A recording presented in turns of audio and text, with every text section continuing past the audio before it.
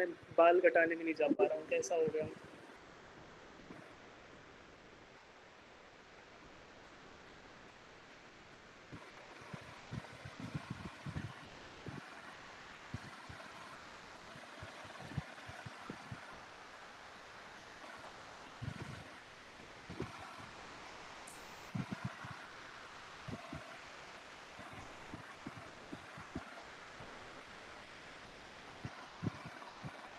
भयंकर बारिश आई है बाहर।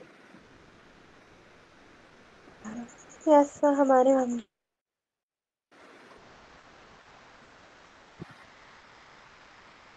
जब मौसम ज़्यादा ख़राब होता है ना, तब मुझे बच्चों का दुख महसूस होता है, जिनके यहाँ पे कनेक्टिविटी का इशू रहता है ना।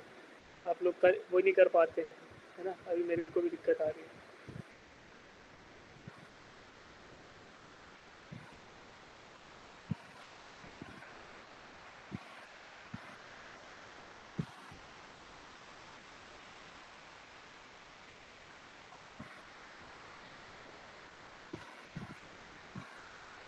मेरा वीडियो कुछ ज़्यादा साफ शो नहीं हो रहा ना आपके यहाँ पे? Yes sir. सही आ रहा है, ठीक है भाई। ये है कुछ लॉज ऑफ मोशन का पहला सवाल, करो। सर ये कल करा दिया कराया है कल ये कल करा दिया था सर ने ये? अच्छा यस सर। तो सर ने स्टार्टिंग के क्वेश्चन करा दिए आपके? सर नहीं, पहले ही कराया। पहले ही कराया है, तो क्वेश्चन नंबर 2 करो फिर। सर ये भी कर लिया ये भी कर लिया? किया नहीं था क्लास में। बताओ, तुम लोग बताओ, मैं तो कल आया नहीं था तुम्हारी क्लास में। नो सर, नहीं किया ये। सर ये नहीं कराया था। कर लो तुम लोग करो, तो ट्राई करो एक बार, फिर सॉल्व करते हैं।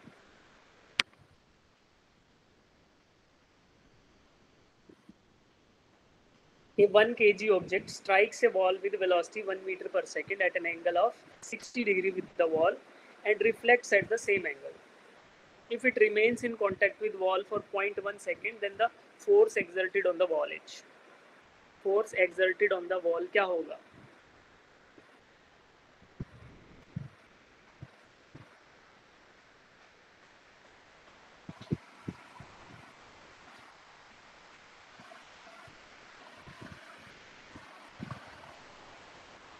Force exerted on the wall क्या होगा?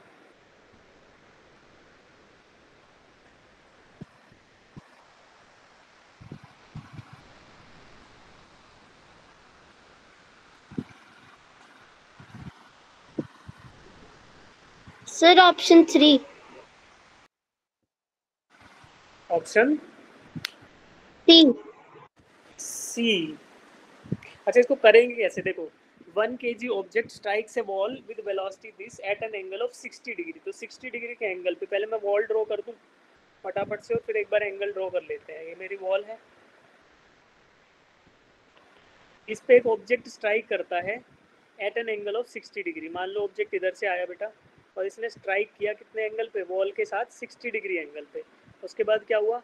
If it remains in contact with wall for 0.1 second, then the force exerted by the force, ठीक है। तो मान लो ये रिफ्लेक्ट होके किसी और डायरेक्शन में चला गया, और जितनी देर ये कॉन्टैक्ट में रहा, कितनी देर रहा बच्चे? T is equal to 0.1 second. अब ऐसे क्वेश्चन को हम कैसे कर सकते हैं बताओ? कैसे कर सकते हैं? इम्पल्स मोमेंटम, है ना। Yes impulse sir. And momentum. कोई फोर्स इसने लगाया, मान लो अभी क्या पूछ रहा है कि find the force exerted on the wall. अगर मैं बोल दूं कि let the force exerted on the wall is F, ये F फोर्स इसने लगाया, तो क्या होगा? Force into time delta T. ये मान लो time delta T. Delta T क्यों लेते हैं बच्चे? Because it is very small interval of time, है ना। इम्पल्स का कंसेप्ट ही क्या होता है? A large magnitude of force acting for a small interval of time. जैसे अगर आपने ऐसे देखा है ना, हथौड़े से हम कील ठोकते हैं, देखा है? Yes sir. Yes sir. हाँ, तो यस सर। हथौड़े से लगने वाला फोर्स बहुत ज्यादा होता है, और उसका टाइम ऑफ इम्पैक्ट कितना होता है? बहुत कम होता है, एकदम से इम्पैक्ट होता है ना, तो बहुत कम टाइम के लिए। तो इम्पल्स एंड मोमेंटम, तो इम्पल्सिव फोर्स है, तो फोर्स इनटू डेल्टा टी क्या कहलाया? मोमेंटम के बराबर आएगा। ये किसके बराबर आएगा? Change in momentum of the ball, change in momentum of the ball. तो आपको चेंज इन मोमेंटम निकालना है। अब एक बात बताओ मुझे कि अगर ये इनिशियल वेलोसिटी जो इसकी है, मान लो इसको मैं बोल देता हूँ कि v वेलोसिटी से आया, इसने 60 डिग्री पे इम्पैक्ट किया, तो अब मैं क्या करूँ, मुझे कोलिजन के बारे में कुछ नहीं दिया, तो मैं इसको इलास्टिक कोलिजन मानूं कि इन इलास्टिक, ये बताओ पहले। इलास्टिक इलास्टिक मान लेता हूँ, क्यों? क्योंकि कोई भी एनर्जी लॉस नहीं हुई। अगर एनर्जी लॉस होती तो बताता है कि भाई इम्पैक्ट के ड्यूरिंग ये इतना वेलोसिटी गेन हो गया, इतना इंक्रीज हो गया, वो सब बात होती। तो अगर इलास्टिक कोलिजन है तो जिस ये वेलोसिटी चेंज होने वाली है नहीं, और ये एंगल भी सेम ही रहेगा। तो अब मुझे इनिशियल वेलोसिटी और फाइनल वेलोसिटी के बीच में डिफरेंस निकालना है ना, उनका मोमेंटम जो था उसके बीच में डिफरेंस निकालना है। तो initial momentum minus final momentum, ये मुझे कैलकुलेट करना है इन द हॉरिजॉन्टल डायरेक्शन। क्यों? क्योंकि फोर्स जो लगेगा वॉल पे वो कौन से डायरेक्शन में लगेगा? हॉरिजॉन्टल डायरेक्शन में लगेगा। तो जिस डायरेक्शन में फोर्स लग रहा है फॉर अ गिवन टाइम, उस डायरेक्शन में चेंज इन मोमेंटम आप निकाल लो। तो चेंज इन मोमेंटम क्या होता है बच्चे? Mass into velocity. ठीक है, तो अब ये डेल्टा पी फाइंड आउट करने का मेरा टारगेट है। सब बच्चे ध्यान से सुनो, डेल्टा पी कितना आएगा बेटा? It will be equal to, बताओ, m into VF minus VI m into initial velocity. अब बॉल का मास चेंज हो नहीं रहा है तो मास सेम ही रहेगा। इसको मैं लिख दूं कि m into final velocity minus initial velocity. तो फाइनल वेलोसिटी क्या रहेगी और इनिशियल वेलोसिटी क्या थी? कौन से डायरेक्शन में? हॉरिजॉन्टल डायरेक्शन में। बिकॉज ये सारा का सारा कैलकुलेशन इक्वेशन है, ये मैं कहाँ कर रहा हूँ? हॉरिजॉन्टल डायरेक्शन में। Why? Because force on the wall is in the horizontal direction. ठीक है बेटा, तो अब मैं ये सारी चीजें कैलकुलेट कर रहा हूँ। ठीक है जी, हो गया। अब what I will do v और ठीक है जी। अब मास बताओ कितना दिया है क्वेश्चन में? m is given as 1 kilogram. 1 kg final velocity in horizontal direction बताएंगे बेटा। Final velocity in horizontal direction क्या v sin थीटा होगी? Final velocity in horizontal direction क्या v sin थीटा होने वाली है? यार इधर ड्रॉ करोगे तो हॉरिजॉन्टल में फाइनल कितनी है? v sin theta. और किस माइनस की तरफ कि प्लस की तरफ? माइनस की तरफ। तो क्या आ गया? Final velocity minus v sin of 60 degree. और है ना, और इनिशियल वेलोसिटी कितनी है? इनिशियल वेलोसिटी आपकी इधर है, ये भी आपकी v sin थीटा रहेगी, but it is in the positive direction positive direction. तो minus of v sin 60 degree. ये माइनस क्यों आया? बिकॉज ऑफ चेंज, और वो वैल्यू पॉजिटिव आ रही थी। तो यहाँ से क्या आएगा? What is the change in momentum बच्चे? Minus 2v sin 2v degree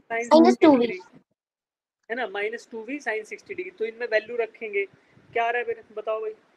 यहाँ से अगर मैं अब डायरेक्टली फोर्स को कैलकुलेट कर लेते हैं बच्चे, फोर्स ही कैलकुलेट कर लेते हैं ना। ये किसके बराबर है? ये मेरा ये आएगा फोर्स इनटू डेल्टा टी के बराबर, राइट? बिकॉज ये चेंज इन मोमेंटम हमने किया बच्चे। अब मैं फोर्स कैलकुलेट करना चाह रहा हूँ। फोर्स क्या आएगा बेटा? Minus 2v into sine v की वैल्यू भी क्वेश्चन में 1 दे रखी है, तो मैं सब्स्टिट्यूट ही कर लेता हूँ डायरेक्टली, है ना। अगर क्वेश्चन में 1 दे रखा है तो मैं अभी वैल्यू रख लेता हूँ, फाइनल स्टेप है ना। तो 1 है, और साइन 60 कितना होता है? √3/2।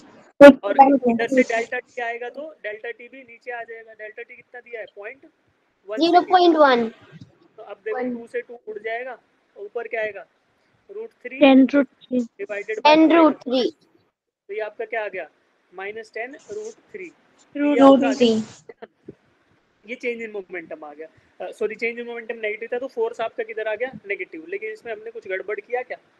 हमारा वैल्यू नेगेटिव क्यों आया? नेगेटिव का मतलब तो है कि आपका इधर फोर्स लग रहा है। कुछ एक स्टेप में हमने साइन का गड़बड़ कर दिया है, बिलीव।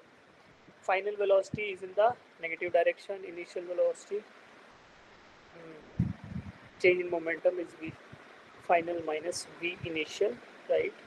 तो ये आपका आ गया, and that should be equal to force into delta t. क्या गड़बड़ किया बेटा? सर हो सकता है उन्होंने ऑप्शन में मैग्नीट्यूड दिया हो। नहीं, हमने एक गड़बड़ किया कि फॉर्मूला में जब हम लेते हैं ना तो उसमें मोड लेते हैं। मोड जो फोर्स आएगा वो क्या आएगा? Force is equal to magnitude. We only consider magnitude, है ना। तो जो मैग्नीट्यूड होगा, क्योंकि चेंज की बात कर रहे हैं, तो फिर हम उसको ना साइन को ड्रॉप कर देंगे, जो हमने ड्रॉप नहीं किया हम इसको यहीं पे ड्रॉप कर देंगे साइन को, मोड निकाल लेंगे, ठीक है। तो साइन को ड्रॉप कर दोगे तो फिर पॉजिटिव आ जाएगा, ठीक है, 10√3। तो वैसे भी हम इसको कर सकते थे बिकॉज हमें केवल एक ही ऑप्शन दे रखा है, -10√3 दिया होता तो फिर हम थोड़ा सोचते, ठीक है। Yes sir. चलिए ऑप्शन ये आपका सही आ गया। अब अगला क्वेश्चन करेंगे, ये लो। A football player is moving southwards and suddenly turns eastwards। अभी ऐसे क्वेश्चन में आपको क्या बताया मैंने, क्या करना है बच्चे? सबसे पहले क्या करना है? सर डायग्राम ड्रॉ करो, है ना। सबसे पहले जब नॉर्थ ईस्ट साउथ वेस्ट दे रखा तो हमें क्या करना है जी? ईस्ट वेस्ट नॉर्थ साउथ ऐसे ड्रॉ कर लो, जैसे मैप में होता है। आपने सबने पढ़ा है ना 6th 7th की ज्योग्राफी में पढ़ते थे जब मैप पढ़ते थे। Yes sir, yes. नॉर्थ हमेशा ऊपर रखते हैं, तो ईस्ट वेस्ट नॉर्थ साउथ, है ना, ऐसे ड्रॉ कर लिया।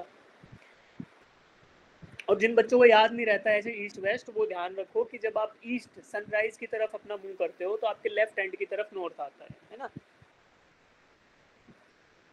तो आप उस तरीके से इसको ड्रॉ करो, फिर इसका मोशन ड्रॉ करो। अ football player is moving southwards and suddenly turns eastwards. पहले साउथवर्ड मूव कर रहा था, चलो ऐसे मूव कर रहा था साउथ की तरफ, फिर सडनली टर्न्स ईस्टवर्ड्स, उसके बाद ईस्ट की तरफ मुड़ गया, ऐसे ये ईस्ट की तरफ मुड़ गया जी, ठीक है। अब ये ईस्ट की तरफ मुड़ गया। अब क्या बोल रहे हैं? With the same speed to avoid an opponent. कोई फुटबॉल प्लेयर दूसरे वाले फुटबॉल प्लेयर को अवॉइड करने के लिए ईस्ट की तरफ सेम स्पीड से मुड़ गया है। The force that acts on the player while turning is. इस प्लेयर पर मुड़ते समय कितना फोर्स लगेगा, आपको ये बताना है। The force that acts, magnitude नहीं बताना, उसका डायरेक्शन खाली बताना है। फोर्स किस तरफ लगेगा? तो सबसे पहले देखो किस तरफ लगेगा? North east. नॉर्थ ईस्ट लगेगा। देखो जिन बच्चों को फील आ गया मोशन का उन्होंने तो आंसर नॉर्थ ईस्ट कर दिया, बट अगर मान लो आपको वैसे ही प्रूव करना हो कि सर आप ऐसे कैसे बोल रहे हो, आप बताओ। तो फोर्स का formula second law of motion से क्या होता है? F = मास इनटू एक्सेलरेशन। सर फोर्स लगेगा उसी डायरेक्शन में एक्सेलरेशन होना चाहिए, और एक्सेलरेशन को अगर देखें तो एक्सेलरेशन क्या होती है बच्चे? Change in velocity divided by time. Change in time. तो टाइम का है ना, तो टाइम का तो कोई डायरेक्शन होता नहीं, यानी जिस डायरेक्शन में एक्सेलरेशन होगा क्या उसी डायरेक्शन में वेलोसिटी चेंज होगी? बिल्कुल, है ना। यस भाई जिस डायरेक्शन में एक्सेलरेशन प्रेजेंट होगा उसी डायरेक्शन में वेलोसिटी चेंज होगी। तो इसका मतलब ये हुआ कि भैया जिस डायरेक्शन में वेलोसिटी चेंज हो रही है उसी डायरेक्शन में फोर्स लगा हुआ होगा। जिस डायरेक्शन में वेलोसिटी मेरी चेंज हुई उसी डायरेक्शन में फोर्स भी एक्ट कर रहा होगा, राइट। तो अब मुझे चेंज इन वेलोसिटी का डायरेक्शन निकालना है। चेंज इन वेलोसिटी का डायरेक्शन निकालने के लिए क्या कर सकते हैं? देखो चेंज इन वेलोसिटी का डायरेक्शन निकालने के लिए क्या कर सकते हैं बच्चे? क्या कर सकते हैं बताओ? dx/dt।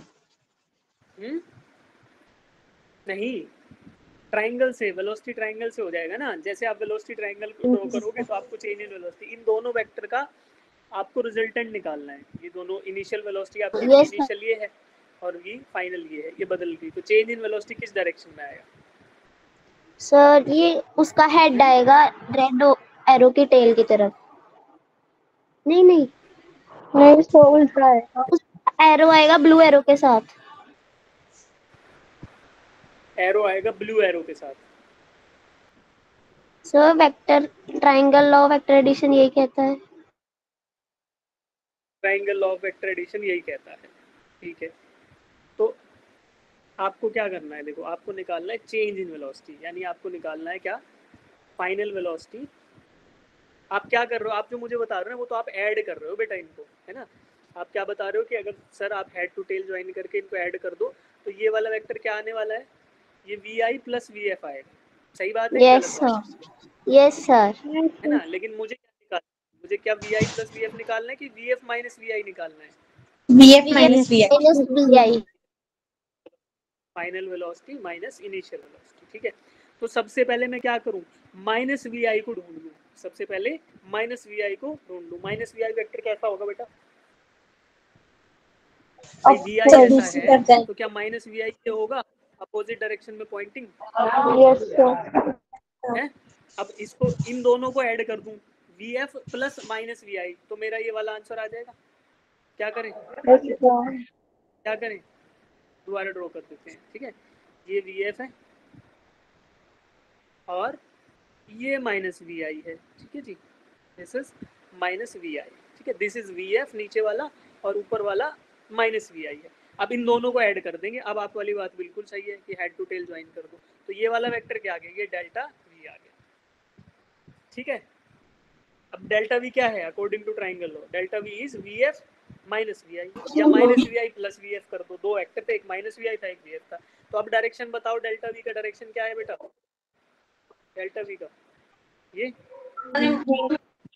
Yes sir. अब जिधर डेल्टा V है क्या उधर ही फोर्स लगेगा, बिकॉज फोर्स किस डायरेक्शन में होता है, फोर्स का डायरेक्शन एक्सेलरेशन वाला होता है, एक्सेलरेशन का डायरेक्शन चेंज इन वेलोसिटी वाला होता है, राइट। तो अब मुझे कौन सा आंसर मिलेगा, अलोंग नॉर्थ ईस्ट। और तुम छोड़ो सारी बातें, आप ये बोलो, इसको सब कुछ मिटा देते हैं। अब इसको वैसे ही बताओ, फीलिंग से बताओ। ये मान लो इतना सब नहीं आता सर, एक तो आसान क्वेश्चन आया था उसने भी, उसको भी आपने कॉम्प्लिकेट कर दिया, ठीक है। पहले किधर मूव कर रहा था बताओ पढ़ के, साउथ की तरफ। South. उसके बाद किधर मुड़ गया, ईस्ट की तरफ। ईस्ट। East. अब यार तुम ऐसे सोचो कि तुम एक तरफ दौड़ रहे हो और एकदम मुड़ गए, तो आपको फोर्स किधर लगाना पड़ेगा, इन दोनों के बीचों बीच। Yes, sir. क्यों, क्योंकि ये वेलोसिटी दोनों बराबर है, बराबर है इसलिए बीचों बीच लग रहा है। बराबर नहीं होती तो फिर एंगल हो सकता था, depending upon the magnitude of these velocities, ठीक है। तो ये इसलिए आप सीधा नॉर्थ ईस्ट टिक कर सकते थे। तो ये सब ने आपने एक्सपीरियंस किया है रियल लाइफ में, ये चीज आपने एक्सपीरियंस की है। जब आप दौड़ रहे होते हो और एकदम से डायरेक्शन बदलते हो तो क्या होता है, एकदम से आपको फील होता है ना दूसरी डायरेक्शन में फोर्स। Yes sir. ये हो गया, समझ आया तुम सबको ये क्वेश्चन? Yes sir. ठीक है, ठीक है बेटा, ठीक है। अब ये हो गया मेरा, चलिए क्वेश्चन ये वाला करो। Calculate the maximum acceleration, screen delay आ रहा है थोड़ा सा। Calculate the maximum acceleration of moving car so that a boy lying on the floor of the car remains stationary. The coefficient of, देखो आ गया फ्रिक्शन का क्वेश्चन आ गया, ठीक है, इसमें समझना ध्यान से। Maximum acceleration of moving car निकालो जिससे कि so that a body lying on the floor of the car remains stationary. जो कार के सरफेस पे, कार के अंदर कोई ऑब्जेक्ट रखा है वो स्टेशनरी रहे। The coefficient of static friction between the body and the floor is 0.15. Coefficient of static friction between the body and the floor is 0.15, ठीक है।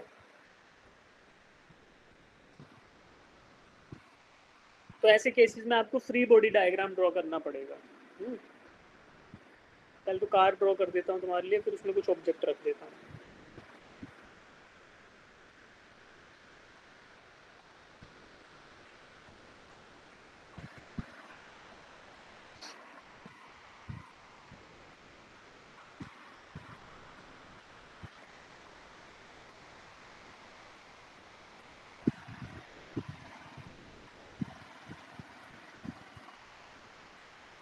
ठीक है जी, ये कार हो गई ड्रॉ। अब इस कार में कोई बॉडी रखी है, मैंने बोल दिया यार कोई ऑब्जेक्ट रखा हुआ है, इसका मास m बोल देते हैं। मैं अपना वीडियो पॉज कर रहा हूँ बेटा, है ना, टैब का ये स्क्रीन शेयर डिले आ रहा है, तो एक बार ट्राई करते हैं वीडियो को पॉज करके, शायद अच्छा हो जाए, है ना। तो this is the mass that is lying on the car. Car मान लो तुम इसे ना, ट्रक मान लो, कार मान लो, because we are generally interested on the surface, है ना, तो पीछे वाला सरफेस है उस पर। अब ये पूछ रहा है कि इस कार का एक्सेलरेशन बता दो, मैक्सिमम एक्सेलरेशन ए मैक्स, जिससे कि ये ऑब्जेक्ट यहाँ पे स्लाइड ना करे। अब तुमने ये फील किया होगा कि अगर मान लो ये गाड़ी बहुत तेजी से चलने लगेगी तो क्या होगा, ये पीछे स्लिप कर जाएगा ये ऑब्जेक्ट की नहीं करेगा?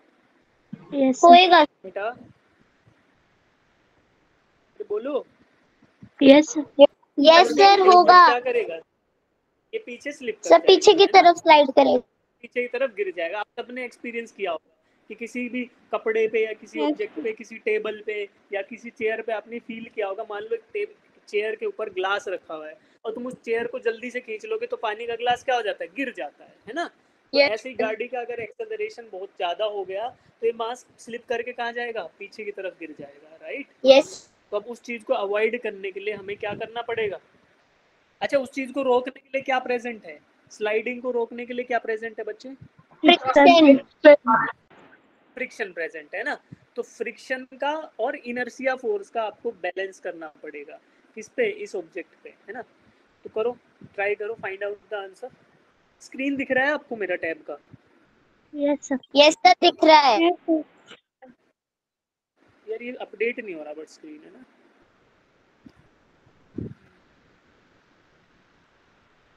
मैं ट्राई करता हूँ, हाँ हो गया अभी, ठीक है।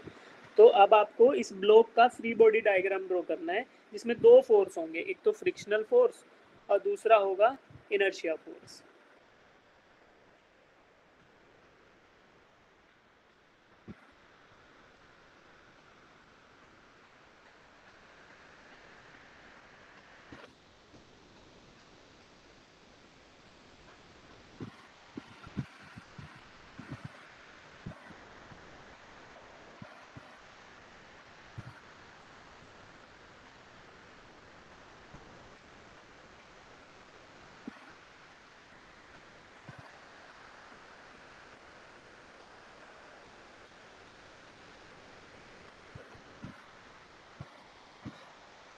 अच्छा मुझे बताओ, फोर्स कितना लगेगा बेटा जब ये एक्सेलरेशन ए से आगे मूव करेगा तो?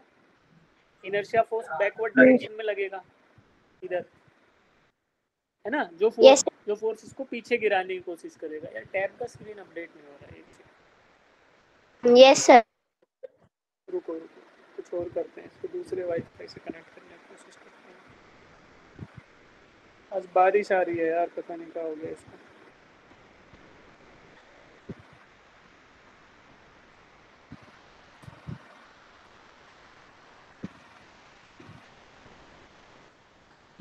आज खाली एक डिवाइस चल रहा है, देखो पिक्सल से कनेक्ट कर रखा है, ये डिवाइस तो कभी भी यूज़ नहीं करना पड़ता। वाईफाई में आई थिंक कुछ इशू आ गया है, कोई नहीं, हम रुकेंगे नहीं।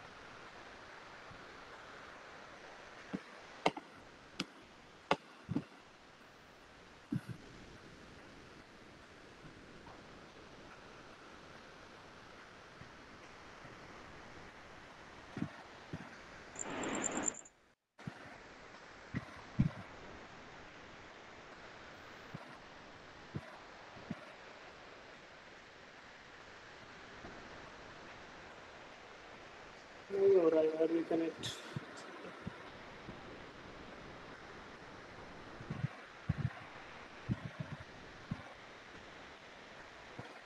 मेरी आवाज़ आ रही है बच्चों? Yes sir. Yes sir. Yes sir. एक बार डिस्कनेक्ट करके रिकनेक्ट करता हूँ। चल तो रहा है बट ये डिस्कनेक्ट होते ही तुरंत आउट एग्जिट हो गया।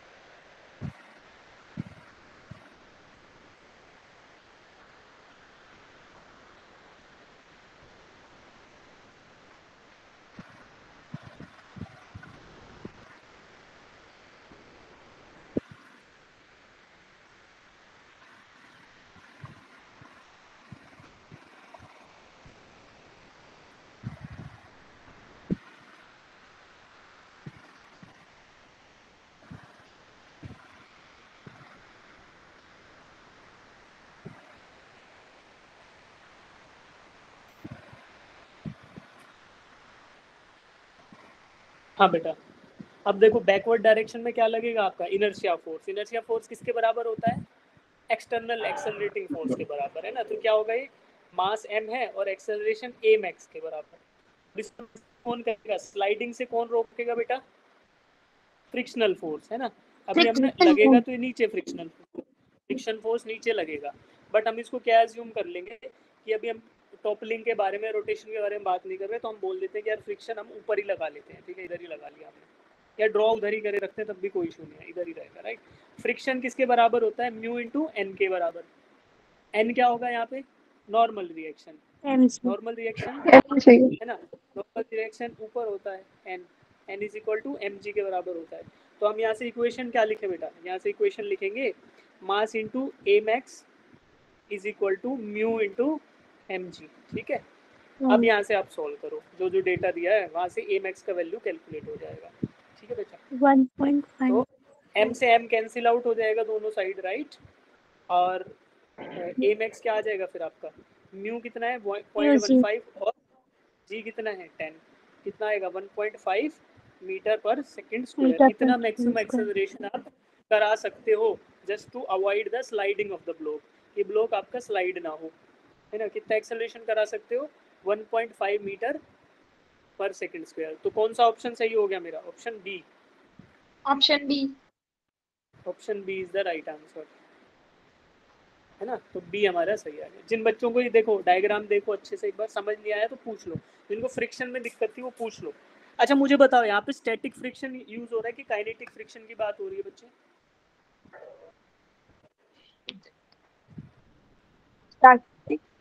Sir kinetic friction. काइनेटिक की स्टैटिक। अच्छा ब्लॉक स्लाइड करना स्टार्ट किया कि नहीं किया, ये बताओ। No sir, no sir. फिर कौन सा हुआ, सर स्टैटिक, स्टैटिक फ्रिक्शन।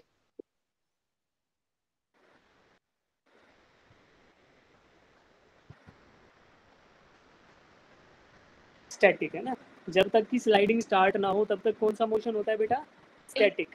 और जब स्लाइडिंग स्टार्ट हो जाए तो कौन सा मोशन होता है, काइनेटिक।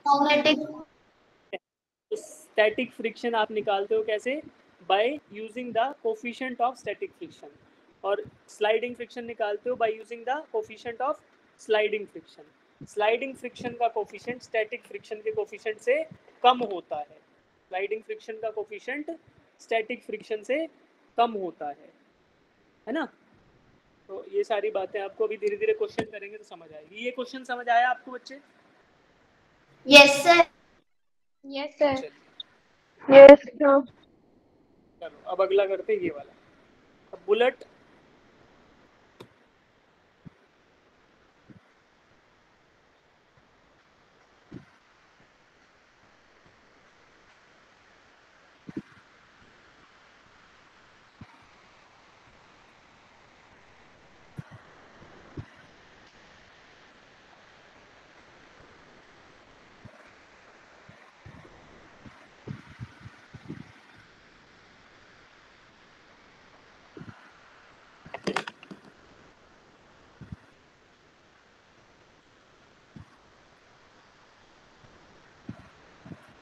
जैसे आपका आंसर आएगा एंट्रीज कर लेना बेटा।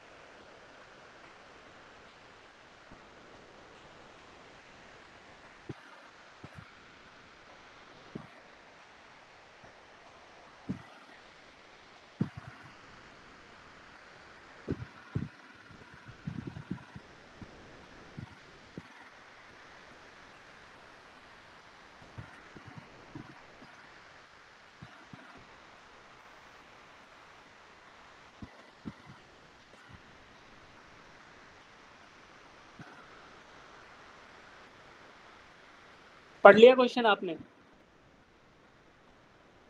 Yes, sir.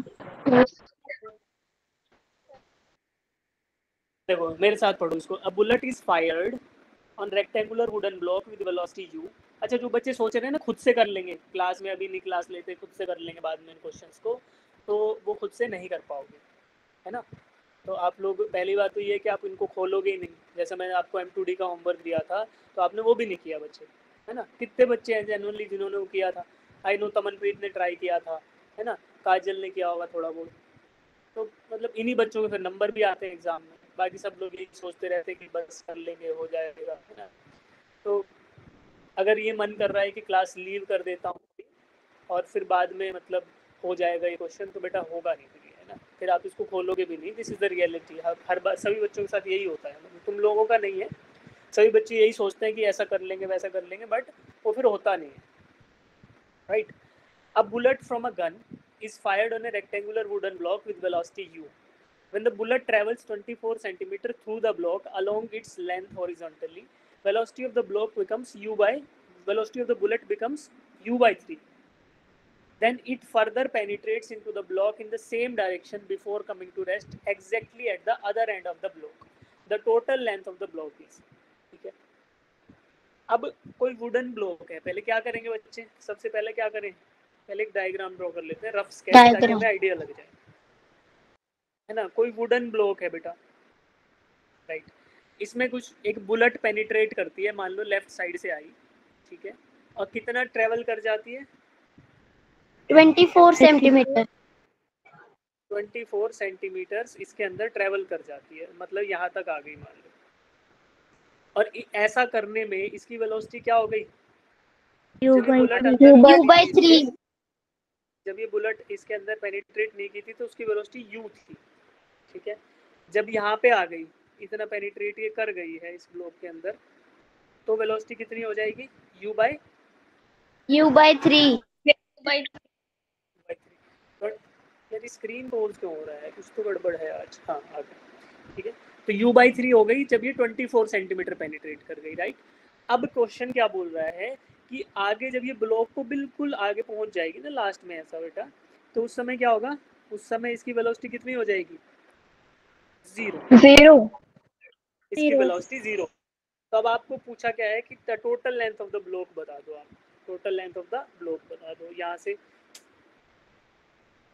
Total length of the block आप बता दो, ये पूछा है आपसे।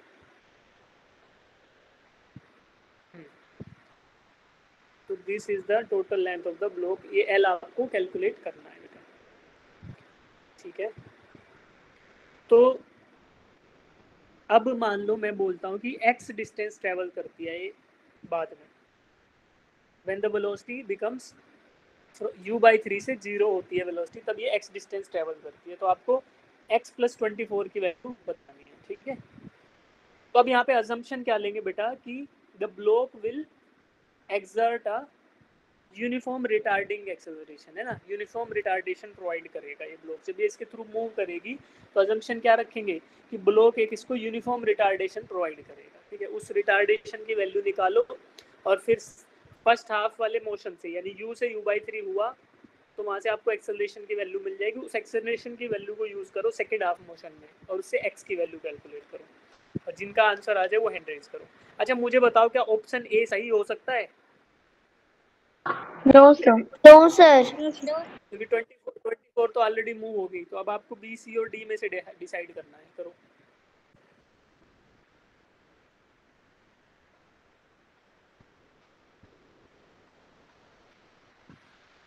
b² - u² = 2as। b² - u² = 2as, ये बता दो। सर एक्सेलरेशन क्या लेंगे? एक्सेलरेशन की वैल्यू निकालनी है ना, एक्सेलरेशन ही तो अननोन है बस। इनिशियल सर वेलोसिटी उसके लिए पता है, फाइनल टाइम। पता, यस सर यस। आ गया ना। Yes, sir. 2as = 2 2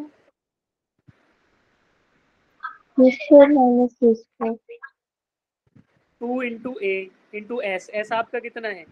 0.24, या फिर सेंटीमीटर में, ये तो हम सेंटीमीटर, चलो 0.24 सेंटीमीटर में ही रख लेते हैं, 0.24 में अपन कैलकुलेशन सेंटीमीटर में कर लेते हैं, ठीक है। तो 2 इंटू ए इंटू एस ये किसके बराबर हो गया, initial velocity minus final velocity है ना, v square minus u square.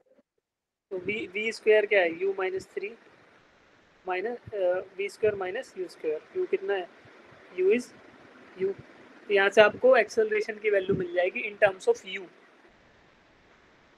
ठीक है, उस एक्सेलरेशन की वैल्यू को फिर second half of the motion में लगाओ और वैल्यू पाओ x2 की, x की वैल्यू निकालो।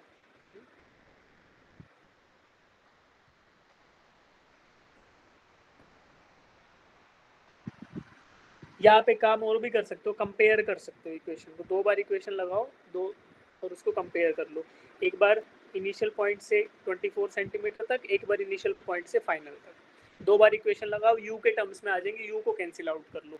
तो आपको एक वैल्यू तो 24 गिवन है S1 और S2 निकाल लोगे, जो आपका ये L की जगह S2 बोल दो, S2 निकल जाएगा। ठीक है, तो ये मेथड ज़्यादा शॉर्टकट पड़ेगा, वहाँ पे यू कैंसिल आउट हो जाएगा आपका।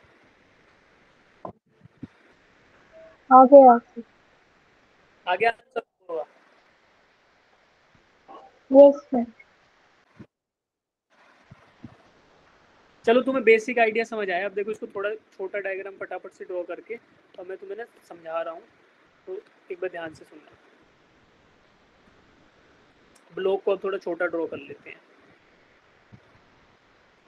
ये है बेटा पूरा ब्लॉक आपका। ठीक है, इसमें 24 सेंटीमीटर आपकी आएगी ये बुलेट, तो उसकी वेलोसिटी क्या हो जाएगी, यहाँ पे वेलोसिटी यू थी, यहाँ u/3 हो गई और फाइनली जाकर 0 हो गई।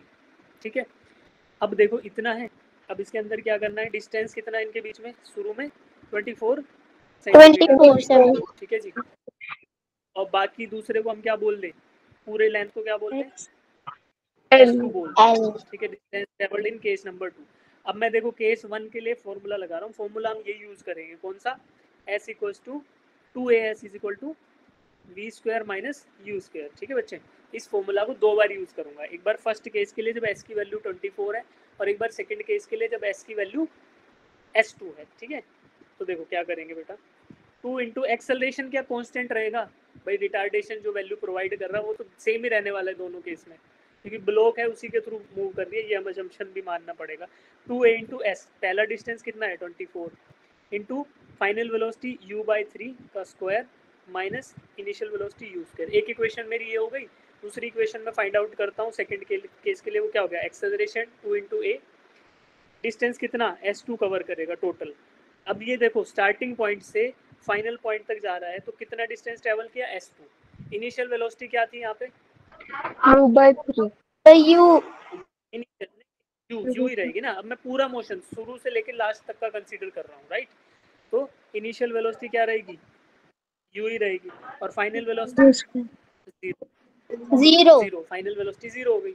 अब मैं इन दोनों इक्वेशंस को डिवाइड कर लेता हूँ, इन दोनों इक्वेशन को एक दूसरे से डिवाइड कर लूँ, ताकि दोनों इक्वेशन को एक दूसरे से डिवाइड कर लूँ ताकि वैल्यूज कट जाए मेरी। 2a से 2a कट जाएगा। ठीक है, यस सर। u कॉमन ले लेते हैं बच्चे, u ऊपर और नीचे कॉमन लेके काट देते हैं। तो अभी देखो 24 divided by S2 is equal to, ये क्या आएगा, u square by 9 minus u square. तो क्या आएगा बच्चे, ये -8 u square by minus 9 u square by, नीचे 9 आ गया और ये कितना था 9 आ गया, और इसका क्या आएगा -u 0 -8 यू स्क्वायर बाय, तो माइनस यू स्क्वायर ऐसे आ जाएगा।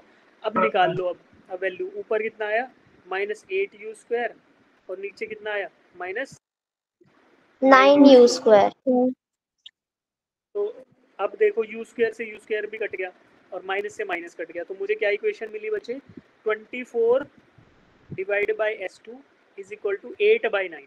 ठीक है, अब देखो 24 क्या था, ये डिस्टेंस, और S2 क्या था, टोटल डिस्टेंस। तो अब मुझे S2 खाली कैलकुलेट करना है बस, इतना आसान हो गया इनको डिवाइड करने से। S2 इज इक्वल टू क्या आएगा, S2 बच्चे 24 इंटू 9/8 है ना, 24 इंटू 9/8, ये कितना आ गया 27 सेंटीमीटर। 8 3 जा 24, 3 9 जा 27, 27। तो आपका 27 सेंटीमीटर आ गया।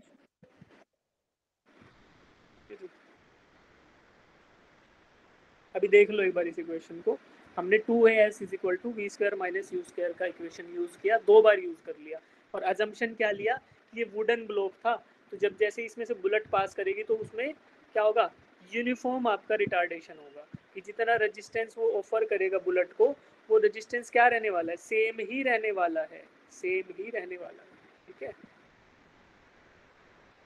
ये सेम ही रहने वाला है।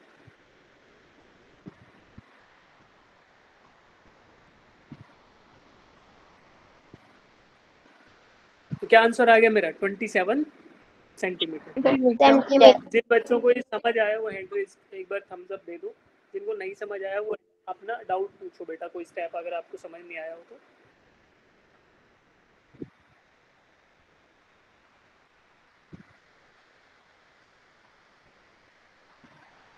ठीक है, चलो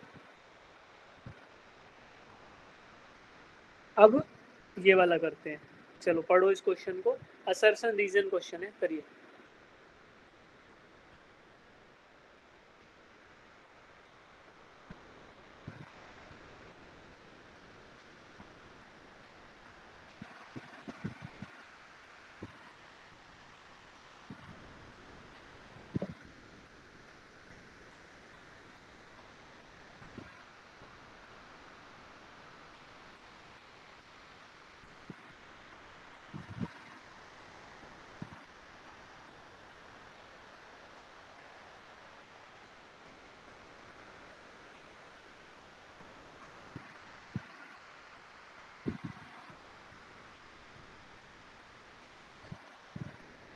सर इसकी स्टेटमेंट समझ नहीं आई।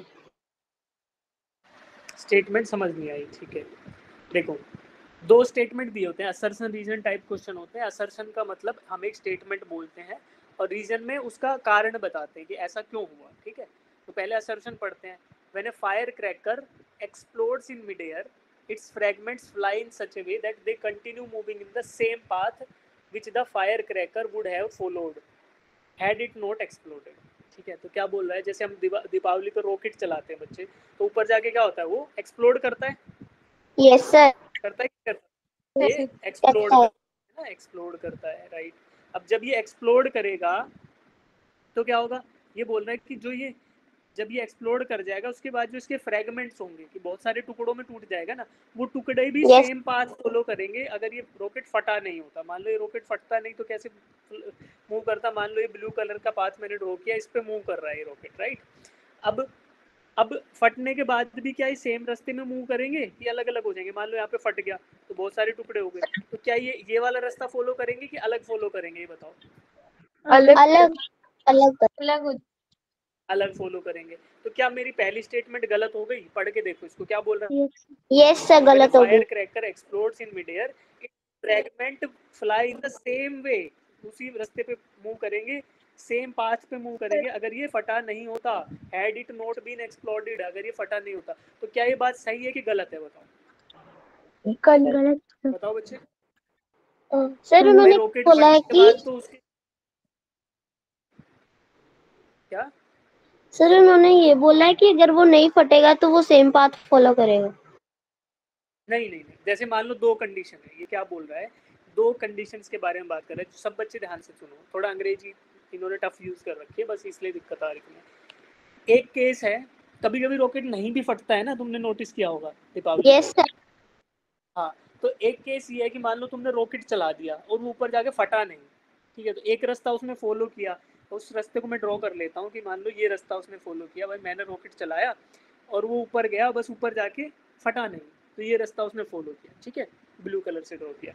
अब दूसरा केस है कि रॉकेट गया ऐसे, इधर गया गया गया, रास्ते में कहीं फट गया, अब यहाँ पे वो फट जाएगा, फटेगा तो क्या होगा, इसके बहुत सारे टुकड़े हो जाएंगे, यस सर तो बहुत सारे टुकड़े हो गए, तो क्या ये ब्लू वाले रास्ते पे ही चलेंगे कि ब्लू से अलग रास्तों पे चलेंगे, अलग अलग अलग पे चलेंगे।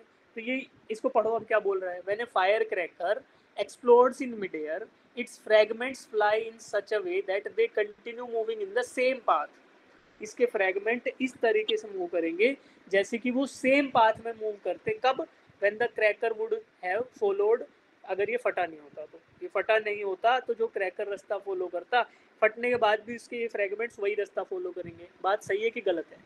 गलत है। गलत। क्यों? क्योंकि कोई इसका एक टुकड़ा फट के सीधा नीचे की तरफ भागेगा, एक ऊपर की तरफ भागेगा, एक इधर भागेगा, एक इधर भागेगा, तो कोई भी ऐसे सेम रास्ता फॉलो नहीं करेंगे। ठीक है, अब तुम्हें बताता हूँ क्वेश्चन पूछा क्यों गया है ना। ये तो बात सही, चलो असर्शन गलत हो गया तो ऑप्शन ए सही है, ए इज नॉट करेक्ट, तो ऑप्शन ए सही है ना। ऑप्शन ए क्या बोलता है? Assertion is not correct, reason is correct. अब रीजन देखो, explosion of cracker occurs due to internal forces only and no external force act for this explosion। ठीक है, explosion of cracker occurs due to internal forces only। क्या ये बात सही है बच्चे? सही यस है ना। एक्सप्लोजन कैसे होता है? बारूद जलता है तो रॉकेट आपका फटता है, सही बात है? Yes, sir. यस है ना। तो यस बारूद सर। जलेगा तो रॉकेट, कोई उसको बाहर से फोर्स नहीं मिला, उसका एक्सप्लोजन इंटरनल फोर्सेस से हुआ है। तो अब इंटरनल फोर्सेस से हुआ है तो ये कहना क्या चाह रहा है, अब तुम्हें इसका दूसरा पार्ट बताता हूँ। अभी तो तुम्हें समझ आया कि भाई ऑप्शन ए सही क्यों है, क्योंकि मेरा असर्शन नहीं गलत है।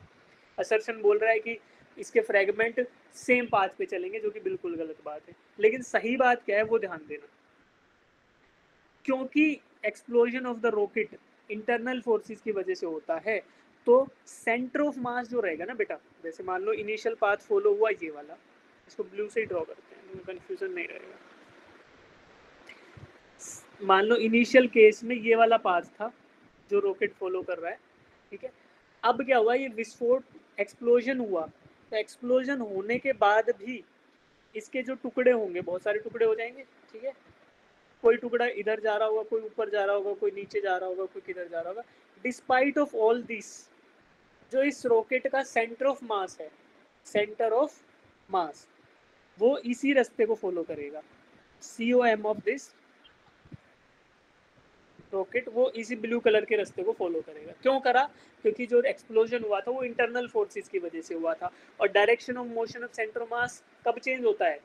एन ऑब्जेक्ट एक्सेलरेट्स या डीएक्सेलरेट्स कब होता है? When there is some unbalanced external force is applied. अब यस सर। एक्सटर्नल फोर्स तो है नहीं, तो इंटरनल फोर्सेस की वजह से एक्सप्लोजन हुआ है, तो क्या होगा? कंजर्वेशन ऑफ मोमेंटम होने वाला है, और जो मोमेंटम ऐड भी होगा वो इंटरनल फोर्सेस की वजह से होगा। तो इस रॉकेट का सेंटर ऑफ मास इस ब्लू पाथ पे ही ट्रेवल करेगा, है ना। तो अगर सेंटर ऑफ मास के बारे में पूछा जाए कि centre of mass of the rocket even after explosion, then it will follow the same path. कौन सा वाला पाथ? कि अगर रॉकेट नहीं फटा होता तब जो पाथ फॉलो करता। समझ गए? Yes, sir. इसलिए यस क्वेश्चन पूछा, इसीलिए क्वेश्चन यहाँ पे है, ठीक है। चलिए क्वेश्चन नंबर 2। सर ये हो गया था। ये हो गया था। हो गया था। Yes, yes sir. सर। चलो, क्रॉस प्रोडक्ट करना आता है आपको? यस सर, सर ने सिखा दिया था। Yes, sir. हो गया था। ये ये हाँ नहीं सर। हुआ। नहीं ये हुआ। नहीं हुआ तो ये करो।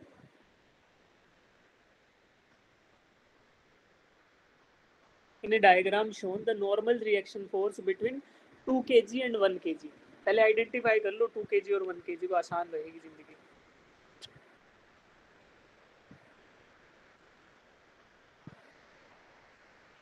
सर स्क्रीन थोड़ी नीचे करना, क्वेश्चन नहीं दिख रहा। तो रुक जाओ, एक बार हाईलाइट कर देते हैं 2 and 1 को, फिर करेंगे, ठीक है। तो ये 2 kg and 1 kg ब्लॉक है, इनके बीच में आपको नॉर्मल रिएक्शन फोर्स निकालना है, ठीक है। नॉर्मल रिएक्शन फोर्स कहाँ आएगा बेटा?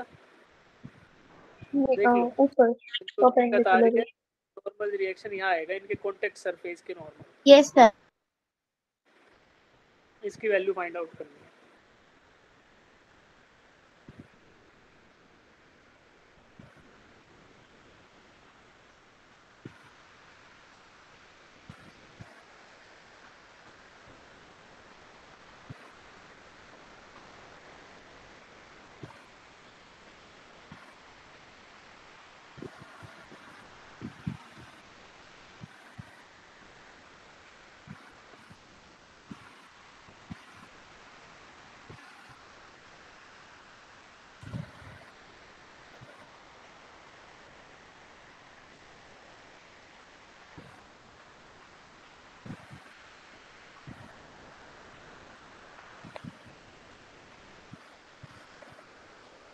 जी की वैल्यू आपको 10 लेनी है बेटा, G has to be considered as 10।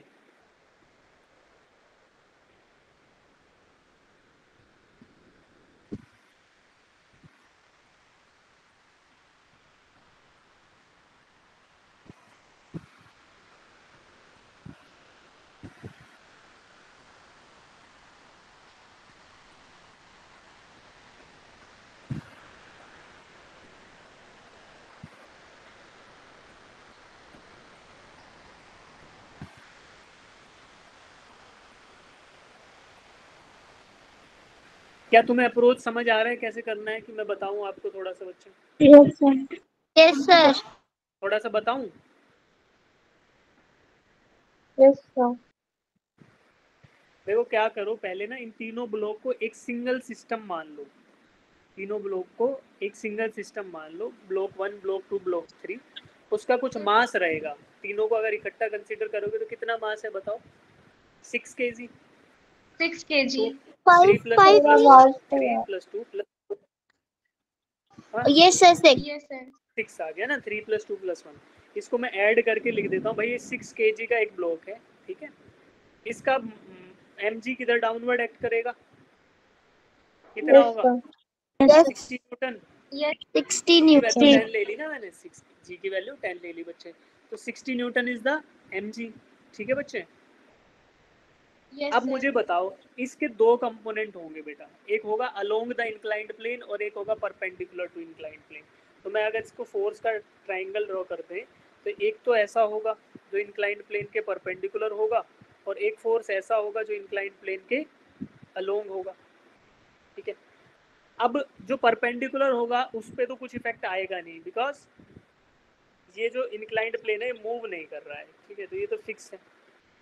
अगर फिक्स नहीं होगा, फिक्स अगर नहीं होता तो हमें बता दिया होगा, ठीक है। अब नॉर्मल रिएक्शन जो ग्रीन कलर का फोर्स है उससे तो कोई इफेक्ट आएगा नहीं, जो येलो कलर का फोर्स है हमें वो कैलकुलेट करना है कि वो वैल्यू क्या हो। अब देखो ये पता कैसे चलेगा, पहले मुझे थीटा को आइडेंटिफाई करना पड़ेगा। थीटा इधर दे रखा है 30 डिग्री, तो अब इस डायग्राम में कौन सा थीटा होगा, इस डायग्राम में थीटा कौन सा होगा, तो इस डायग्राम में थीटा ये होगा बच्चे, ठीक है।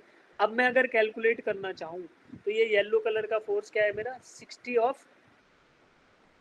60 का sine theta component, 60 into sine 30 degree, और ये ग्रीन कलर का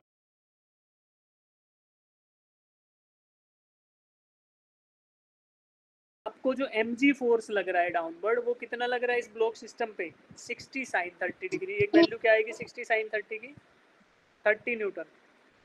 साइन 30 यस क्या, सर। 1/2, ठीक है। अब देखो, अलोंग द इंक्लाइंड प्लेन ये तीनों ब्लॉक का जो सिस्टम है उस पर 3 फोर्स लगेंगे।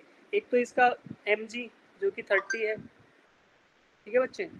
एक इसका ये 18 जो इधर से लग रहा है, ठीक है बच्चे।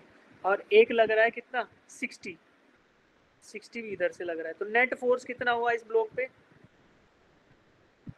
बताओ? नेट सर ये फोर्स 30 न्यूटन। हाँ 30 क्या, 30 दोबारा समझाना ये अपने डायग्राम कैसे। हाँ सुनो देखो ध्यान से सुनना, इधर गलती हो जाएगी, क्योंकि हमें पहले पता क्या फाइंड आउट करना होता है। अगर ये स्टैटिक होते ना बेटा, अगर ये रुके हुए होते तो हम सीधा आंसर निकाल पाते, बट ये स्लाइड करते हुए एक्सेलरेट करेंगे depending upon the unbalance external force, और वो हमें फाइंड आउट करना पड़ेगा, ठीक है। तो तुम ध्यान से सुनो फर्स्ट स्टेप से, अगर एक क्वेश्चन को अच्छे समझ लिया तो तुम्हारा पूरा सही समझ आ जाएगा, ठीक है। जिन बच्चों को बिल्कुल समझ नहीं आया था, बिल्कुल स्टार्टिंग से सुनो।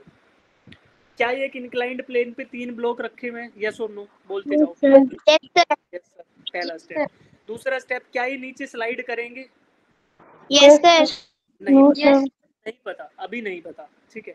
हमें फाइंड आउट करना पड़ेगा, हमें फाइंड आउट करना पड़ेगा। पहली कंडीशन हो सकती है कि स्लाइड ही ना करें। स्लाइड कब नहीं करेंगे, अगर पहले फोर्सेस देखो, क्या इस पे 2 फोर्स लग रहे हैं, एक F1 और एक F2? Yes sir. Yes sir. क्या तुम्हें ऐसा लग रहा है कि 60 न्यूटन ज्यादा है और 18 कम है? Yes sir. ठीक है। क्या फ्रिक्शन के बारे में कोई डेटा गिवन है क्वेश्चन में? No sir. Yes yes given है, स्मूथ हाँ लिखा। स्मूथ ही है। Yes sir. स्मूथ मतलब friction is zero, Not. Zero. Friction zero है, यहाँ पर भी और यहाँ पर भी, हर जगह क्या है फ्रिक्शन जीरो, जीरो। ठीक है जी, ओके, फ्रिक्शन जीरो है। 60 न्यूटन इज द फोर्स जो ऊपर लग रहा है, 80 न्यूटन इज द फोर्स जो नीचे लग रहा है, ठीक है। अब तीसरा फोर्स क्या लग रहा है जो हिडन है, जो आपको पता नहीं चल रहा, क्या ग्रेविटेशनल फोर्स भी लग रहा होगा due to mass? Yes sir. ठीक है, क्या ये इंडिपेंडेंटली तीनों पे लग रहा होगा, एक इस पे एक इस पे, एक यस इस सर। पे लग रहा होगा ऐसे, कितना 30 न्यूटन का, एक इस पे लग रहा होगा कितना 20 न्यूटन का, एक इस पे लग रहा होगा कितना 10 न्यूटन का, 10 Newton का. ठीक है। अब देखो ये ब्लॉक क्योंकि बच्चा एक दूसरे से जुड़े हुए हैं, है ना, ये दोनों तीनों ब्लॉक एक दूसरे से कांटेक्ट में है, तीनों ब्लॉक एक दूसरे से टच में है कि नहीं है बताओ? Yes. है सर। तो अब मैं क्या कर रहा हूँ, मैं इन तीनों को अलग अलग ड्रॉ करने के बजाय मैं बोल देता हूँ कि भैया क्योंकि ये तीनों कांटेक्ट में है तो इनको एक सिंगल ब्लॉक से रिप्लेस कर दूं और मैं बोल दूं कि ये 6 किलोग्राम का सिंगल ब्लॉक है, जिसका अगर मैं ग्रेविटेशनल फोर्स कैलकुलेट करने लगूं तो कितना आएगा 600। Newton. 60 न्यूटन डाउनवर्ड, ठीक है। अब देखो, Yes, sir. अब इस 60 न्यूटन का अभी दोबारा ये समझ आ गया तुम्हें मैंने क्या किया, क्योंकि ये कॉन्टेक्ट में यस दोनों। सर। Yes, अब क्या sir. करते हैं, अब इस डायग्राम को पूरे डायग्राम को दोबारा ड्रॉ करते हैं, नहीं तो तुम फिर से भूल जाओगे क्या कर दिया सर आपने, है ना। ये मेरा इंक्लाइंड प्लेन है बच्चे, ये एंगल 30 डिग्री है, क्वेश्चन में दिया हुआ है, ठीक है, मैं नहीं बोल रहा। अब मैं इन तीनों ब्लॉक सिस्टम को एक सिंगल ब्लॉक से रिप्लेस कर देता हूँ। इस पे कितना फोर्स लगेगा बेटा डाउनवर्ड? 60 Newton. 60 Newton. 60 न्यूटन, ठीक है। और कौन कौन से फोर्स लग रहे हैं, क्या इधर से 18 लग रहा है, yes Yes, sir. sir. Yes. क्या नीचे की साइड से 60 लग रहा है, Yes, यस sir. सर। ठीक है बच्चे, तो ये 3 फोर्स हो गए। अब देखो, अब 60 न्यूटन क्या पूरा का पूरा लगेगा अलोंग द इंक्लाइंड प्लेन, क्या इसका कोई कंपोनेंट लगेगा? कंपोनेंट लगेगा। Component. Time. तो Component. ये इसका mg फोर्स है जो 60 के बराबर आ रहा है, क्या इसका एक कंपोनेंट लगेगा? Yes sir.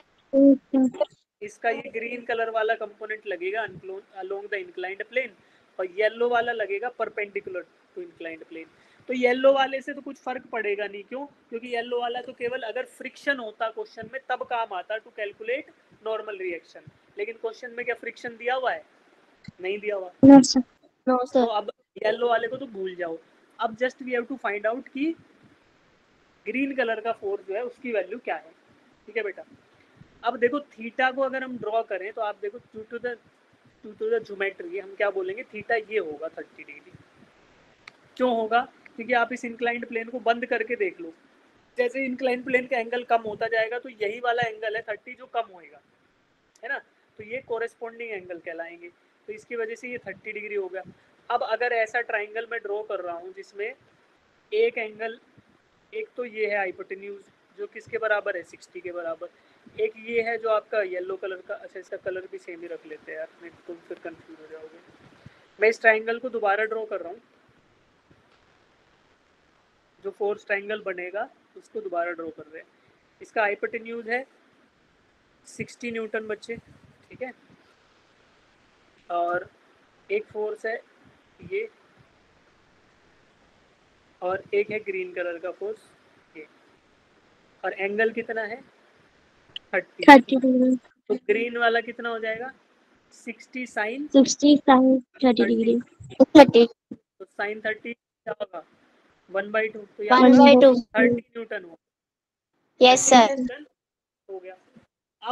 अब कितने फोर्स हो गए इस 6 किलोग्राम के ब्लॉक पे, अगर सर मैं दोबारा 3 से ड्रॉ कर फोर्स। दूं, 3 3 फोर्स हो forces. गए along the inclined plane, 3 force हो गए, एक 60 न्यूटन, एक 30 न्यूटन और एक 18 Newton, 60 Newton, 30 Newton and 18 Newton, ठीक है। अब इनको ड्रॉ करते हैं, 60 लग रहा है इधर,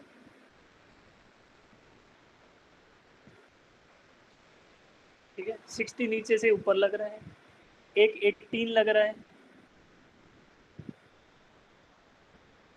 और एक थर्ड फोर्स लग रहा है, अभी आ जाएगा, थोड़ा डिले हो रहा है स्क्रीन आई बिलीव, ठीक है, एक ये थर्ड लग रहा है 30,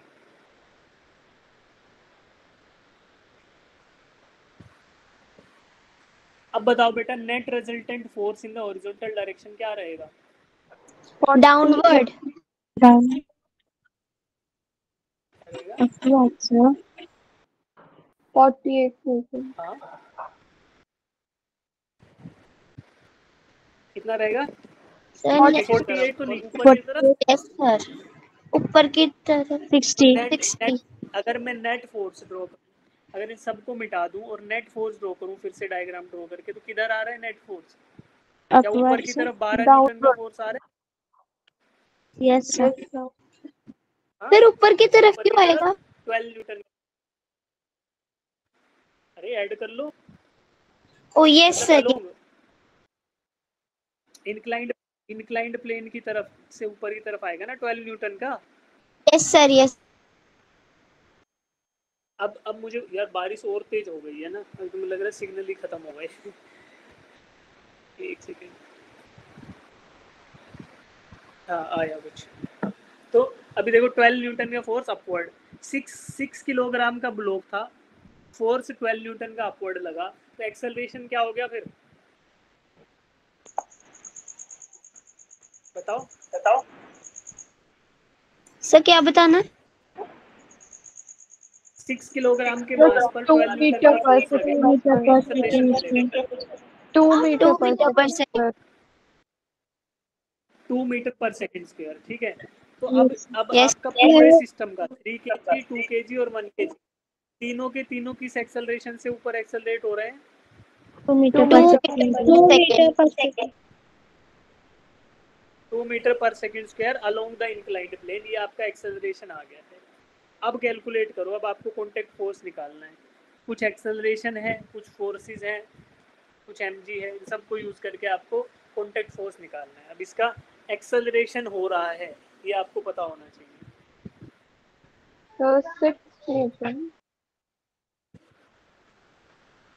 अब आप बताओ कि एक्सेलरेशन हो रहा है, कितनी वैल्यू आएगी? अब कॉन्टैक्ट फोर्स की वैल्यू आप बताओ, थोड़ा दिमाग अब आप लगाओ। सर जो नेट फोर्स लिखेंगे वो 12 न्यूटन लिखेंगे ना? Net force 12 Newton, net force 12 नहीं लिखेंगे, अभी हमें एक्सेलरेशन मिल गया ना। अब हम फ्री बॉडी डायग्राम ड्रॉ कर सकते हैं यार। अब 1 kg का फ्री बॉडी डायग्राम ड्रॉ कर लो या 2 kg का, किसी का भी एक का एफबीडी ड्रॉ कर लो, उससे आपको वैल्यूज मिल जाएंगी, उससे आपको कॉन्टैक्ट फोर्स की वैल्यू मिल जाएगी।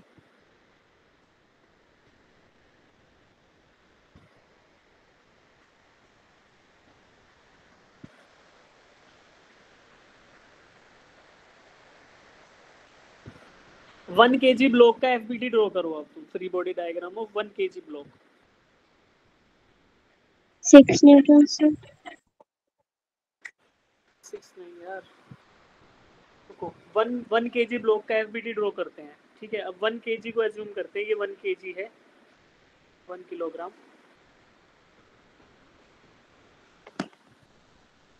चलो ये लास्ट क्वेश्चन है, ये करा के ना फिर रोक देंगे, आज पता नहीं नेटवर्क का इशू ज़्यादा ही आ रहा है, टाइम भी हो गया हमारा। तो अब देखो 1 kg ब्लॉक का अगर हम एफबीडी ड्रॉ करने चले बच्चे, तो कैसे ड्रॉ होगा? उस पर 3 फोर्सेज आने वाले हैं। पहला force weight of the 1 kg block, ठीक है। दूसरा फोर्स एक्सटर्नल फोर्स जो कि 18 न्यूटन है, एक्सेलरेट कराने के लिए यूज होगा, है ना। तो आपको वो एक्सेलरेट कराने के लिए जो फोर्स होगा उसी की वैल्यू निकालनी है। देखो इधर लगेगा 2 kg ब्लॉक 1 kg पे कुछ फोर्स लगाएगा और वही कॉन्टैक्ट फोर्स होगा, इसी की वैल्यू आपको निकालनी है। अब मुझे पता है कि सारे के सारे ब्लॉक ऊपर की तरफ एक्सेलरेट कर रहे हैं with the value of 2 metre पर सेकंड स्क्वायर। तो क्या करेंगे यार, इधर से F लग रहा है जो मुझे फाइंड आउट करना है, ठीक है। एक लग रहा है ऊपर से 18 मीटर पर सेकंड, सॉरी 18 न्यूटन, और तीसरा क्या लग रहा है, इसके वेट का साइन कंपोनेंट, इसके mg का साइन कंपोनेंट जो इधर लगेगा, क्या होगा वो mg कितना है 1 इंटू 10, 1 किलोग्राम इंटू 10, और उसका साइन 30 क्या होता है 1/2, तो 5 न्यूटन ये लगेगा due to mg of the block. ठीक है, यस सर। आवाज आ रही है बच्चे? यस सर तो यहाँ से इक्वेशन ऑफ मोशन अगर मैं लिखना चाहूँ, तो तो इक्वेशन ऑफ मोशन क्या लिखेंगे इसकी, net force F net is equal to mass of the block into acceleration, ये होता है net force is equal to mass of the block into acceleration.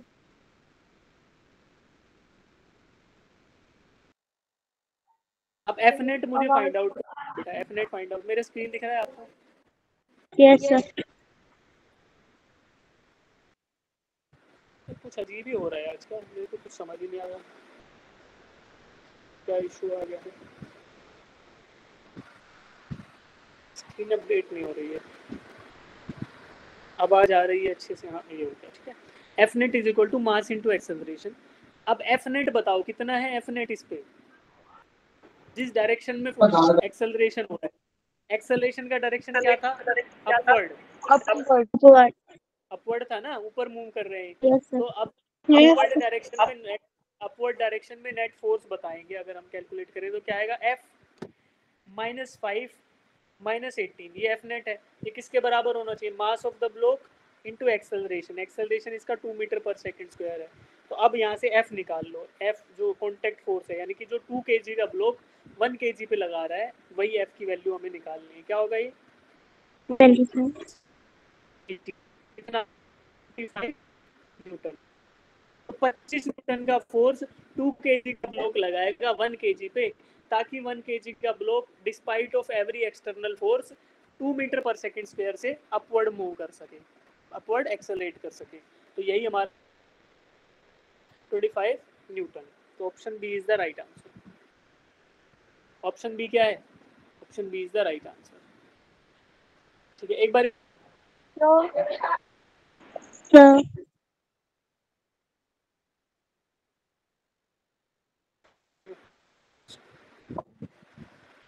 हाँ स्क्रीन तो एक बार इसको अच्छे से देखो, स्क्रीन सर। दिख रहा है अभी, स्क्रीन तो गायब गायब। हाँ सर वो 5 न्यूटन कहाँ हेलो से हेलो आया हेलो, था एक बार? 5 न्यूटन mg का साइन थीटा कंपोनेंट बेटा, इसका एक mg होगा ना नीचे, यस सर। जो कि 1 इंटू 10 के बराबर, 10 न्यूटन का साइन थीटा कंपोनेंट जो अलोंग द इंक्लाइंड प्लेन लग रहा है, वो 5 न्यूटन है। यस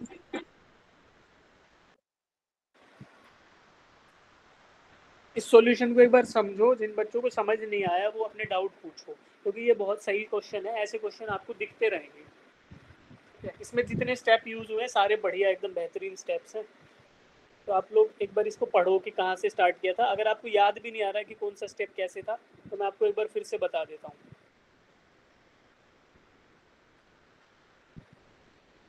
चलो एक बार मैं बताता हूँ, फिर आप लोग, मेरी आवाज आ रही है आपको ढंग से बच्चे? Yes sir. Yes sir. Yes sir. और स्क्रीन भी दिख ही रहा है थोड़ा बहुत? Yes sir. स्क्रीन दिख रहा है ना कि नहीं दिख रहा? दिख रहा है। Yes sir. दिख रहा है। तो एक बार मैं बता देता हूँ आपको, फिर आप लोग उसी तरीके से स्टोरी के जैसे इसको समझना, ठीक है। यहाँ पे आपको 3 ब्लॉक दे रखे हैं, एक 3 kg का, एक 2 kg का, एक 1 kg का, राइट। इन तीनों पे एक्सटर्नल फोर्सेस लगे हुए हैं। एक F1 लगा हुआ है जो 60 न्यूटन है नीचे से जो लगा, एक F2 लगा 18 न्यूटन का, ठीक है। अब पूछ रहा है कि कॉन्टैक्ट फोर्स बता दो between 2 kg and 1 kg block, 2 kg और 1 kg ब्लॉक के बीच में कॉन्टैक्ट फोर्स बता दो। तो 2 kg और 1 kg ब्लॉक के बीच में कॉन्टैक्ट फोर्स निकालने से पहले we have to find out कि यार ये मूविंग है, कांस्टेंट वेलोसिटी से मूव कर रहे हैं ब्लॉक, या रेस्ट पे हैं, या फिर एक्सेलरेट कर रहे हैं। तो पहले मैं क्या करूँगा कि क्योंकि इन पे एक्सटर्नल फोर्सेस लगे हुए हैं और ये ब्लॉक कॉन्टैक्ट में है एक दूसरे से, तो मैं इन तीनों को इकट्ठा एक 6 kg का ब्लॉक मान लूँगा और फिर उस पर नेट फोर्स निकालने की कोशिश करूँगा, जो कि मैंने राइट साइड में किया हुआ है। नेट फोर्स निकला कि 60 नीचे से लग रहा था, 18 ऊपर से लग रहा था और 60 न्यूटन डाउनवर्ड लग रहा था, ठीक है बच्चे। तो इनको मैंने रिजॉल्व किया और अलोंग द इंक्लाइंड प्लेन इस पे नेट फोर्स निकाल लिया। अलोंग द इंक्लाइंड प्लेन मेरा नेट फोर्स आया 12 न्यूटन। अब 6 kg ब्लॉक, इन तीनों ब्लॉक्स का टोटल मास 6 kg था, इन पर total net force along the inclined plane लग रहा है 12 न्यूटन। तो मुझे एक्सेलरेशन ऑफ द ब्लॉक्स मिल गया कि ये तीनों ब्लॉक एक दूसरे से चिपके हुए रहेंगे और इंक्लाइंड प्लेन पे ऊपर एक्सेलरेट करेंगे 2 मीटर पर सेकंड स्क्वायर से, ठीक है, समझ गया मैं। अब 2 मीटर पर सेकंड स्क्वायर से अपवर्ड ये एक्सेलरेट करेंगे। अब क्या करेंगे, अब मुझे फाइंड आउट करना था कॉन्टैक्ट फोर्स, तो मैं क्या करूँगा, मैं 1 kg ब्लॉक को लूँगा और वहाँ पर नेट फोर्सेस की को ड्रॉ करूँगा, ठीक है, जितने भी फोर्स लग रहे हैं। अब क्योंकि ये तीनों 3 kg 2 kg 1 kg तीनों ही 2 मीटर पर सेकंड स्क्वायर से एक्सेलरेट कर रहे थे, तो मुझे पता है कि यार 1 kg वाला भी 2 मीटर पर सेकंड स्क्वायर से ही एक्सेलरेट करेगा, ठीक है। तो ये सारे अजम्पशन लेके मैं 1 kg का एफबीडी ड्रॉ करता हूँ जो लेफ्ट मोस्ट साइड में बना हुआ है। अब 1 kg ब्लॉक पे एक्सटर्नल फोर्सेस कौन कौन से लगे हुए हैं बच्चे, एक तो 18 न्यूटन लगा है ऊपर से, राइट। दूसरा क्या लगा हुआ है, mg of the 1 kg block जो कि 10 न्यूटन है, और उसका कंपोनेंट अगर अलोंग द इंक्लाइंड प्लेन लूंगा तो mg साइन 30 डिग्री होगा वो, जो कि 10 इंटू साइन ऑफ 30 यानी कि 5 न्यूटन आ गया, right. And F is the force that is acting upwards, F आ गया आपका, जो मैं बोल रहा हूँ कि एक्सटर्नल फोर्स लगाएगा 2 kg ब्लॉक किस पे, 1 kg पे, जिसकी वजह से 1 kg एक्सेलरेट करेगा 2 मीटर पर सेकंड स्क्वायर से, ठीक है। तो मैंने F net is equal to mass into acceleration लगाया, और एफ नेट की जगह क्या रखा, जो भी फोर्सेस थे, अपवर्ड डायरेक्शन में एफ था तो उसको पॉजिटिव ले लिया, डाउनवर्ड में 5 न्यूटन था तो -5, 18 भी डाउनवर्ड में था तो -18, तो ये आपका एफ नेट आ गया। This is equal to mass into acceleration, और mass of the block 1 kg और एक्सेलरेशन मैंने फाइंड आउट किया था 2 मीटर पर सेकेंड। तो इनको हमने सॉल्व किया तो मुझे क्या आया कि 2 kg वाला ब्लॉक 1 kg के ब्लॉक पर जब 25 न्यूटन का फोर्स लगाएगा तभी जाकर आपका 1 kg का ब्लॉक 2 मीटर पर सेकंड स्क्वायर से अपवर्ड डायरेक्शन में एक्सेलरेट करेगा। तो यहाँ से मुझे वैल्यू जो मिली फोर्स की वो क्या मिली, 25 न्यूटन। न्यूटन। तो कौन सा आंसर सही आ गया मेरा, ऑप्शन ऑप्शन नंबर। बी। अब जो मैंने बताया अगर वो आपको पूरा समझ में आया तो मुझे थम्स अप दो, नहीं समझ आया तो 1 मिनट 2 मिनट का टाइम लो, इस सॉल्यूशन को समझने की कोशिश करो। जो आपको कहीं भी डाउट है किसी भी स्टेप में तो वो मुझे बताएंगे, ठीक है बच्चे। चलिए शुरू करें।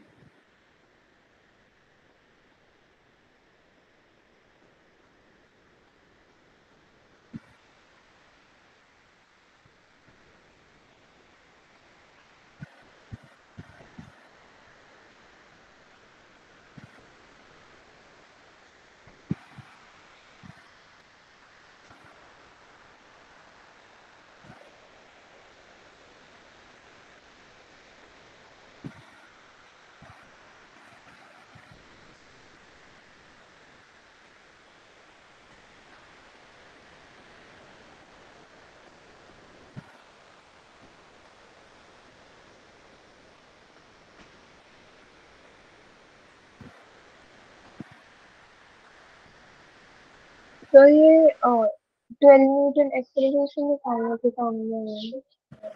क्या बचा, 12 न्यूटन। एक्सेलरेशन निकालने के लिए इसे टोटल फोर्स निकाला ना। हाँ पहले नेट फोर्स निकाल लिया क्योंकि मैं तीनों ब्लॉक का एक्सेलरेशन निकालना चाहता था, तो मैंने 12 न्यूटन वैल्यू आई, फिर टोटल मास से डिवाइड किया तो 2 वैल्यू आ गई एक्सेलरेशन की। ओके।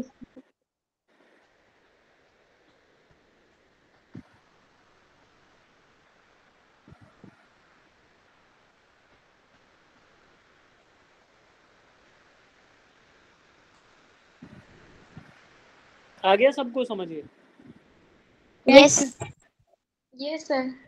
रिहाना आया आपको समझ, रिहाना रिहाना, हाँ ठीक है। तो 25 इज द राइट आंसर। अब ये क्वेश्चन और ट्राई कर लेते हैं, टाइम है अभी हमारे पास थोड़ा सा, ये कर लो, अगर इंटरनेट चलेगा तो हो जाएगा ना, करो। अभी लग रहा है ठीक चल रहा है, बारिश धीमी हुई है थोड़ी। A shell of mass m is at rest initially. It explodes into 3 fragments having masses in the ratio 2:2:1. If the fragments having equal mass fly off along mutually perpendicular direction with speed v, the speed of the third lighter fragment is. Third lighter fragment का speed आपको बताना है। Explosion हुआ है, explosion होगा तो internal forces ही होंगे, है ना, बाहर से कोई फोर्स लगेगा नहीं। ये अजम्पशन लो और क्वेश्चन को सोचो, इमेजिन करो कि पूछा क्या है, देन सॉल्यूशन तो मैं करा दूंगा। एक बार इमेजिन करो इसको 2-3 बार पढ़ के कि क्या बोल रहा है, देन हम सॉल्यूशन कर लेंगे।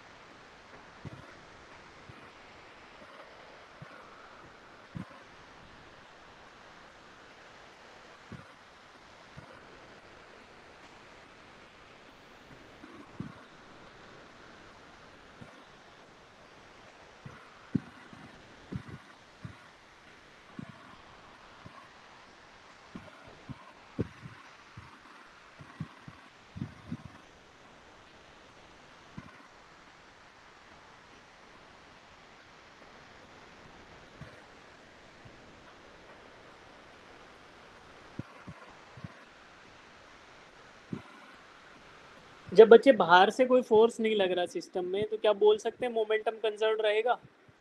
Yes sir. तो इनिशियल मोमेंटम और फाइनल मोमेंटम को इक्वेट करने से हमारा आंसर आ जाएगा। ठीक है, करो।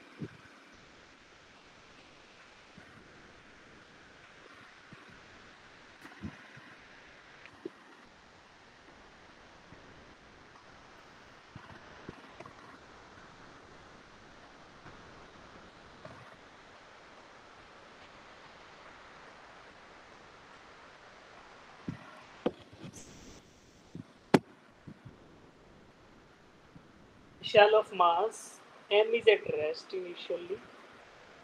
ठीक है, रेस्ट पे था। it explodes into 3 fragments having masses 2:2:1। the fragment having equal masses fly off along mutually perpendicular direction with speed v। the speed of the third lighter fragment is। ठीक है, तो भाई मान लो कि इसका टोटल मास, इनिशियल मास क्या था 5m के बराबर। जो टुकड़े बने वो एक 2m का बन गया, दूसरा 2m का बन गया और तीसरा 1m का बन गया। ठीक है, अब इनिशियली कहा था मास इज एट रेस्ट। ठीक है, रेस्ट पे था मास आपका, तो फाइनली भी जो इसका मोमेंटम रहेगा वर्टिकल हॉरिजॉन्टल डायरेक्शन वो भी क्या रहेगा, दैट शुड आल्सो बी, है ना, वो भी बराबर रहना चाहिए, जीरो रहना चाहिए। तो अब आप इसको पहले मोमेंटम इसका, और गिवन क्या है कि दो बराबर टुकड़े यानी हैविंग इक्वल मासेस, एक 2m का एक ये था, तो they move fly of in mutually perpendicular directions. तो एक मान लो ऐसे नीचे की तरफ चला गया तो दूसरा किधर जाएगा, दूसरा राइट साइड में चला जाएगा ऐसे 90 डिग्री पे। ठीक है, तो थर्ड की स्पीड बता दो, थर्ड की स्पीड क्या रहेगी? तो इनिशियल मोमेंटम फाइनल मोमेंटम अगर बराबर करोगे तो जो इनकी 2m एंड 2m की जो रिजल्टेंट स्पीड है 2m एंड 2m, इनकी एक रिजल्टेंट स्पीड होगी, उससे जस्ट अपोजिट डायरेक्शन में इस 1m को फ्लाई करना पड़ेगा विद सम वेलोसिटी। वो वेलोसिटी आप निकाल दो, उसका खाली मैग्नीट्यूड पूछा है, डायरेक्शन की बात नहीं कर रहा है। ठीक है, डायरेक्शन की ये बात ही नहीं कर रहा। तो दोबारा बताते हैं ड्रॉ करके। 2m और एक 2m, ये दोनों म्यूचुअली कहाँ गए, परपेंडिकुलर। चलो इसको ऐसे कर लेते कि ये ऊपर चला गया विद वेलोसिटी v, v दिया हुआ है इसका वेलोसिटी, और दूसरा 2m था वो कहाँ चला गया बच्चे, वो चला गया राइट साइड में विद वेलोसिटी v। ठीक है, दोनों की वेलोसिटी दे दी। अब इनकी नेट वेलोसिटी, इनका नेट जो मोमेंटम होगा वो किस डायरेक्शन में होगा वो आपको फाइंड आउट करना है। ठीक है, तो पहले वाले का मोमेंटम में निकाल लूँ, या तो वेलोसिटी पहले रिजल्टेंट वेलोसिटी निकाल लो, उसको 4m से मल्टीप्लाई कर दो, या आप क्या करो कि इसका मोमेंटम निकालो पहले फर्स्ट वाले मास का, इसका मोमेंटम निकालें तो क्या आएगा बच्चे, 2mv इंटू 2mv जे कैप, 2mv 2mv इंटू जे कैप डायरेक्शन में, मास इंटू वेलोसिटी, मास 2m है, वेलोसिटी v है, डायरेक्शन जे कैप है। दूसरे वाले का मोमेंटम निकाले तो क्या आएगा 2mv इंटू आई कैप डायरेक्शन।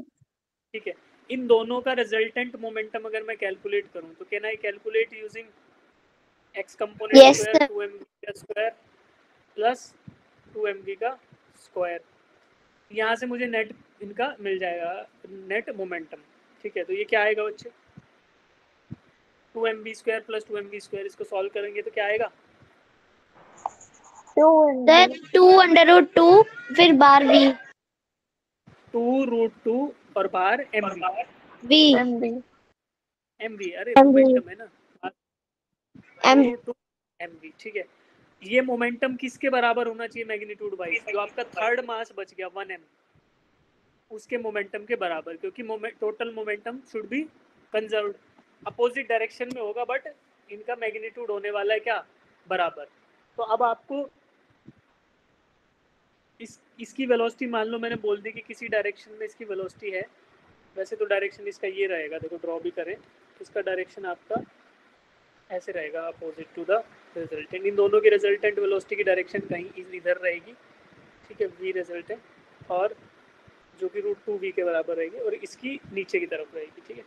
अब देखो मैंने इसकी वेलोसिटी बोल दी कि v डैश, ठीक है, इसकी वेलोसिटी मैंने क्या बोली? v dash.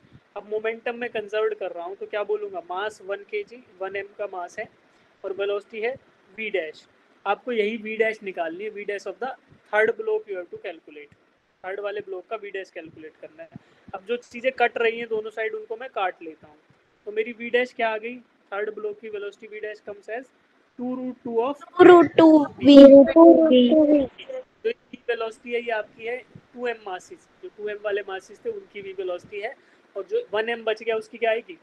2√2 times v। अगर ऐसा होगा तभी क्या बोलेंगे कि मोमेंटम आपका कंजर्व्ड है, ठीक है। ये वैल्यू जो आई है p, ये किसकी है? This is the momentum, net momentum of 2m and 2m combined together, ठीक है। तो आपने कैलकुलेट कर लिया कि भाई एक का आया आपका जे कैप डायरेक्शन में 2mv जे कैप, और दूसरे का 2mv आई कैप आया, और फिर आपने इनका नेट निकाल लिया तो 2√2 mv आ गया, और this should be equated to 1m into v dash. तो ये आपने वैल्यूज रखी, तो v dash is equal to 2√2v, ठीक है बच्चे। यस। तो यहाँ पे आपकी वैल्यू आ गई, ठीक है, we dash equal to 2√2v। चलिए समझ आया ये? Yes sir. तो चलो एक क्वेश्चन और हो गया हमारा। अब इसमें डाउट है तो डाउट पूछेंगे, अदरवाइज जिनका हो गया वो ड्रॉप कर सकते हैं। इसके अलावा जो क्वेश्चन आगे वाले हैं वो सब अटेम्प्ट करने हैं ना, क्योंकि हमें 4 अगस्त को अच्छे से, अभी हमारे पास 2 दिन हो रहे हैं, पूरा टाइम हम लगाएंगे, प्रैक्टिस करेंगे, जितने डाउट्स आए वो डाउट्स क्लियर करेंगे और अच्छा परफॉर्म करना है, ठीक है। अपार्ट फ्रॉम दैट आपको यूनिट एंड डायमेंशंस तो बहुत अच्छे से होना चाहिए, बिकॉज उसका नीट में वेटेज सबसे ज़्यादा रहता है, ठीक है। तो वो आपको अच्छे से होना चाहिए। कल मैं आपको या अभी शाम को मैं आपको ना एक प्रायोरिटी लिस्ट भी भेज दूंगा कि भाई ये तो आपको करना ही करना है। अगर मान लो आपको ऐसा लग रहा है कि अब 2-3 दिन बच गए तो कैसे करें, तो फिजिक्स में जो प्रायोरिटी ऑर्डर बता दूंगा उस तरीके से आपको प्रिपरेशन करना है, ठीक है। और 4 अगस्त के टेस्ट में सब बच्चों को बढ़िया परफॉर्म करना है ना, ऐसा ना लगे कि सर ने पढ़ाया ही नहीं तो कैसे ये परफॉर्म करना है, ठीक है। तो अपने साथ साथ सर की इज्जत का भी ध्यान रखना है। तो फिजिक्स में आपको बढ़िया परफॉर्म करना है, ठीक है। जिनको हो गया क्वेश्चन क्लियर वो ड्रॉप कर लो, जिनको डाउट है वो स्टे बैक करो, डाउट्स पूछो। सर हाँ जी, सर जैसे जो क्रिचफ्स लॉ होता है ना, उसमें सर एक जो क्वेश्चन है सर वो मैं आपको सेंड कर दूंगी, जो सैटरडे वाली क्लास होगी उसमें करवा दोगे? ठीक है, करा दूंगा। किस कौन सा फ्रिक्शन का है? नो सर, वो करंट इलेक्ट्रिसिटी वो भी आएगा ना इस बार पेपर में, हाँ हाँ हाँ, इसलिए। ठीक। मेरे को आप भेज दो, मैं उसका सोल्यूशन भेज दूंगा आपको अच्छे से। फिर भी नहीं आएगा तो क्लास में okay sir. Okay sir. Vector भी करना है क्या? लाइक बेटा वेक्टर तो यूज होता है ना, तो वेक्टर तो एक टूल है, basic tool. Unit and dimensions में वेक्टर का यूज नहीं है, बट उसके अलावा जितना भी आपका मोशन रिलेटेड चैप्टर्स हैं, है ना, स्टैटिक्स, काइनेमेटिक्स, जितना भी पार्ट है उस सब में वेक्टर का यूज तो आ ही सकता है। तो वेक्टर तो मैथमेटिकल टूल है, वो आपको आना चाहिए। मोहित डाउट है बच्चे आपको? मोहित गुप्ता, ठीक है जी, चलते हैं अगली क्लास में अब। Then bye.